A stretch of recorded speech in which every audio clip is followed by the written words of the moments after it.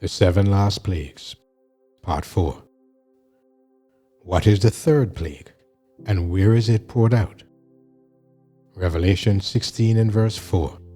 And the third angel poured out his vial upon the rivers and the fountains of waters, and they became blood. Now it looks like the third plague is similar to the second, except that now the rest of the water on the planet, that is all fresh water, meaning lakes and rivers and springs, have now become blood.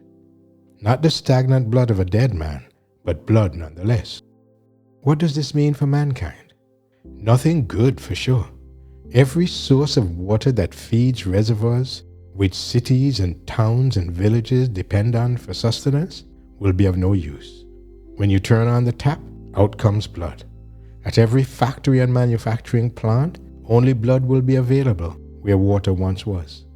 It will be catastrophic for the world's population. Does this mean that God has become a wicked God, not caring even for those who have been faithful to him? Not at all. Psalm 91:7 promises that 1,000 shall fall at thy side, and 10,000 at thy right hand, but it shall not come nigh thee.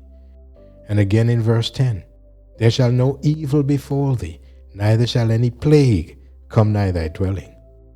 Another promise in Isaiah 26 verses 20 through 21 says, Come, my people, enter thou into thy chambers, and shut the door about thee. Hide thyself, as it were, for a little moment, until the indignation be overpast.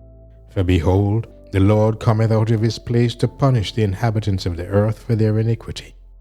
And in the midst of all this blood, famine, and chaos, Isaiah 33:16 comforts the faithful, saying, Bread shall be given him, his waters shall be sure. Again, dear friends, we implore you to visit blessingsanew.com and watch the Great Controversy video series, which will help all these things make sense to you. May the Lord be praised.